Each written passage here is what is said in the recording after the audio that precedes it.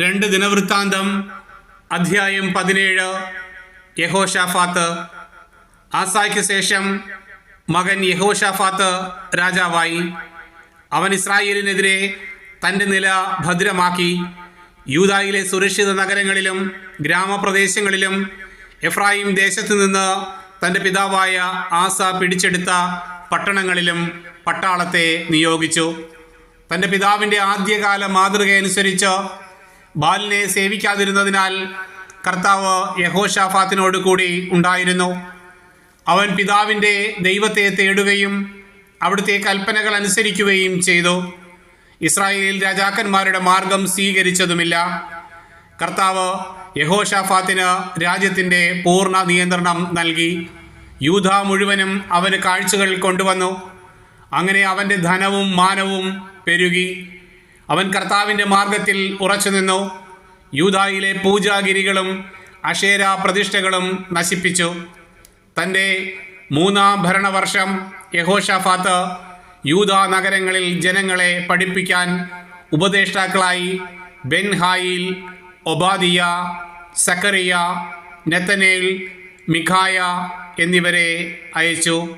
അവരോടൊപ്പം ലേവ്യരായ ഷെമായ, നെഥാനിയ, സെബദിയ, അസഹേൽ, ഷെമിറാമോത്ത്, യഹോനാഥാൻ, അദോനിയ, തോബിയ, തോബ് അദോനിയ എന്നിവരെയും പുരോഹിതന്മാരായ എലിഷാമ, യഹോറാം എന്നിവരെയും അയച്ചു.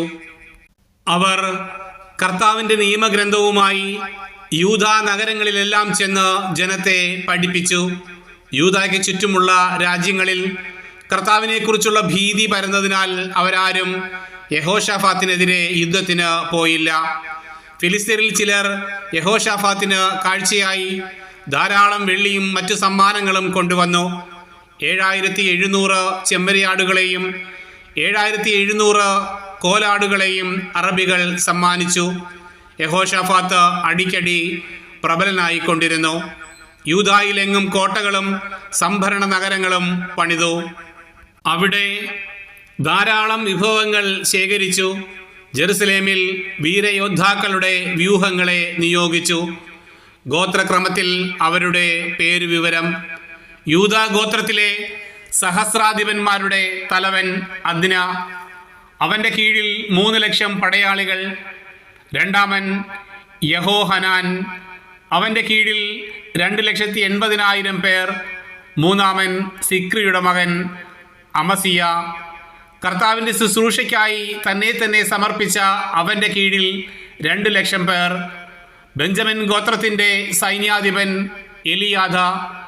വീരപരാക്രമിയായ അവൻ്റെ കീഴിൽ പരിചയും വില്ലും ഉപയോഗിക്കുന്ന പടയാളികൾ 2,00,000. നാലാമൻ യഹോസബാദ്.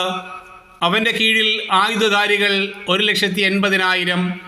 യൂദായിലെ സുരക്ഷിത നഗരങ്ങളിൽ നിയമിച്ചിരുന്നവർക്ക് പുറമേയുള്ള രാജസേവകരാണിവർ.